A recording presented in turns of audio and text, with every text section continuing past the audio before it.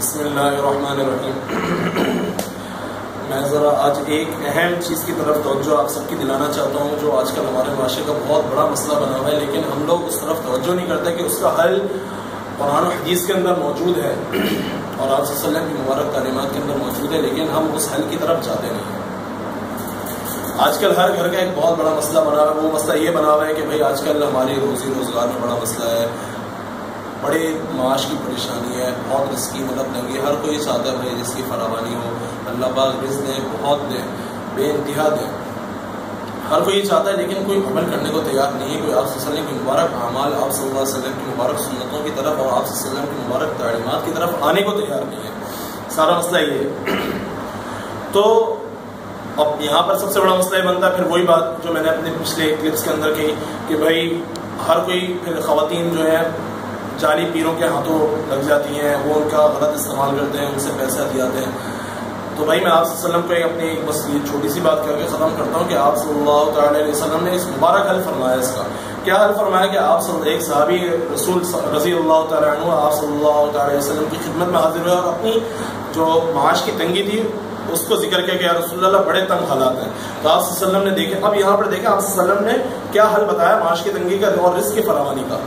یہ ان صحابی کو بتانے کا مقصد یہ ہے کہ پوری امت تک یہ تعلیمات پہنچ جائے اور تمام امت کے مسلمان جن کو پریشانی ہو وہ اس پہ عمل کریں تو اللہ تعالیٰ اس کے دروازے کھول لیں۔ آپ صلی اللہ تعالیٰ علیہ وسلم نے ان کو کیا ارشاد فرمایا؟ آپ صلی اللہ تعالیٰ علیہ وسلم نے ان کو ارشاد فرمایا کہ جب بھی تم گھر میں داخل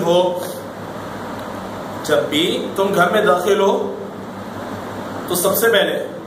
زور سے السلام علیکم ورحمۃ اللہ وبرکاتہ کہو، زور سے سلام کرو، سارے گھر میں موجود ہو کوئی یا نہیں، ہمیں زور سے سلام کرنا ہے، ٹھیک ہے؟ اس سے سلامتی آتی ہے۔ نمبر دوسری بات آپ صلی اللہ علیہ وسلم نے فرمایا کہ مجھ پہ درود پڑھو، ٹھیک ہے، درود شریف۔ پھر آپ صلی اللہ علیہ وسلم نے فرمایا کہ ایک دفعہ سورہ اخلاص پڑھ لو۔ ان صحابی کو بتایا، وہ صحابی یہ آپ صلی اللہ علیہ وسلم کا مبارک عمل آپ صلی اللہ علیہ وسلم نے بتایا، وہ لے کے چلے گئے۔ کچھ عرصے بعد وہی صحابی کچھ عرصے بعد آپ صلی اللہ علیہ وسلم کی بارگاہ میں آئے، آپ صلی اللہ علیہ وسلم سے عرض کیا، یا رسول اللہ باقی آپ نے جو بتایا تھا میں نے وہ عمل شروع کیا، یا رسول اللہ مجھے اللہ پاک نے اس کے ذریعے اتنا رزق دینا شروع کیا، اب میں اپنے پڑوسیوں کو بھی دیتا ہوں، میرے گھر میں اتنی جگہ نہیں کہ میں رکھ سکوں، میں پڑوسیوں تک کو بانٹتا ہوں، اتنا اللہ پاک نے رزق کی فراوانی کر دی۔ تو میرے بھائیوں دوستوں بزرگوں، اب مسئلہ کیا ہے؟ اب مسئلہ یہ کہ اب یہ میں آپ کو جو بات بتا رہا ہوں یہ حدیث شریف کے اندر موجود ہے اور یہ تمام امت کے لیے جن کو پریشانی لایا کو یہ نسخہ بتا دیا آپ صلی اللہ علیہ وسلم نے، جس کو رزق کی تنگی ہو وہ یہ عمل کرے، انشاءاللہ اللہ رزق کے دروازے کھولے گا۔ مسئلہ یہ کہ اگر کچھ کرنے والے بھی کریں گے یا کرتے ہیں تو وہ کہتے ہیں کہ بھائی ہم نے کیا وہی نہیں کچھ۔ میرے بھائیوں ایک بات بتا دوں،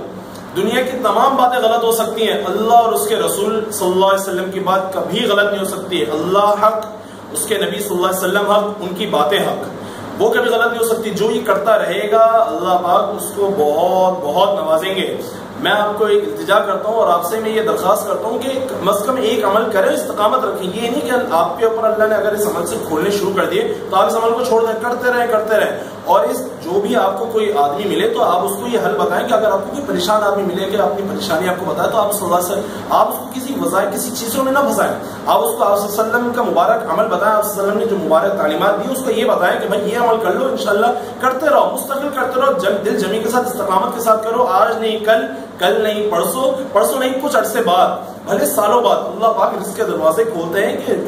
کیوں اللہ اور اس کے نبی صلی اللہ علیہ وسلم کی بات کبھی